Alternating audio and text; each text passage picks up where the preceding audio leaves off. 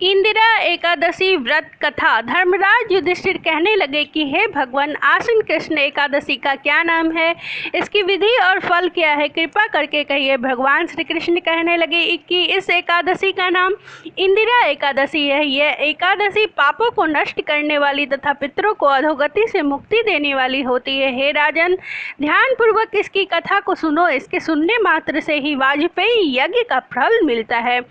प्राचीन काल में सतयुग के समय में महिष्मती नाम की एक नगरी में इंद्रसेन नाम का एक प्रतापी राजा धर्म पूर्वक अपनी प्रजा का पालन करते हुए शासन करता था।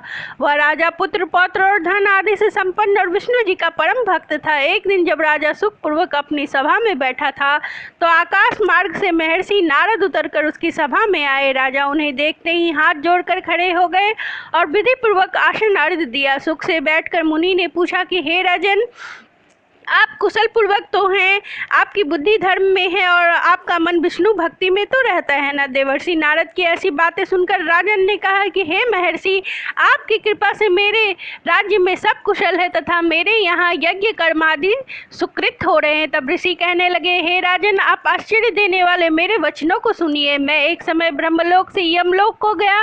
वहाँ श्रद्धा पूर्वक यमराज से पूजित होकर मैंने धर्मशील और सत्यवान धर्मराज की प्रशंसा की। उसी यमराज की सभा में महाज्ञानी और धर्मात्मा आपके पिता को एकादशी का व्रत भंग होने के कारण देखा। उन्होंने जो संदेशा दिया है मैं आपसे कहता हूँ। उन्होंने कहा कि पूर्व जन्म में कोई विघ्न हो जाने के कारण मैं यमराज के निकट रह रहा हूँ। सो हे पुत्र, यदि तुम आश्विन कृष्ण पक्ष की इंदिरा एकादशी का व्रत मेरे निमित्त करो तो मुझे स्वर्ग की प्राप्ति हो सकती है। इतना सुनकर राजन कहने लगी कि हे महर्षि, आप इस व्रत की विधि मुझसे कहिए। नारद जी कहने लगे, आश्विन माह की कृष्ण पक्ष की दशमी के दिन प्रातःकाल श्रद्धा पूर्वक स्नान आदि से निवृत्त होकर पुनः दोपहर को नदी आदि में जाकर स्नान करे।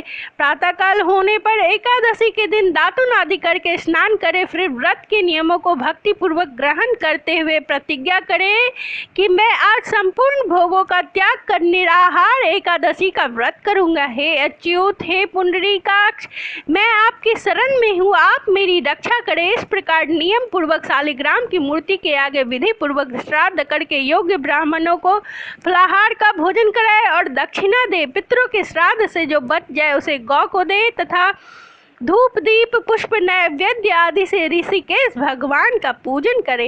रात में भगवान के निकट जागरण करे। इस प्रकार तत्पश्चात द्वादशी के दिन प्रातःकाल भगवान का पूजन करके ब्राह्मणों को भोजन कराए। इस प्रकार यदि आप आलस्य रहित होकर इस व्रत को करेंगे तो जरूर आपके पिताजी को मोक्ष की प्राप्ति होगी। इस प्रकार यदि आप एकादशी का व्रत करेंगे तो अवश्य ही आपके पिता को स्वर्ग लोक की प्राप्ति होगी। इतना कहकर नारद जी अंतर्ध्यान हो गए। नारद जी के कथनानुसार राजन ने किया और उनके पिता विष्णु लोक को गए तथा राजन भी इस लोक को भोगते हुए विष्णु लोक को गए। अतः हे युधिष्ठिर, या इंदिरा एकादशी के व्रत के महात्म को मैंने तुमसे सुनाया। इस व्रत को करने से सब पापों से मुक्ति मिलती है और वैकुंठ की प्राप्ति होती है। तो दोस्तों, ये थी इंदिरा एकादशी की व्रत कथा।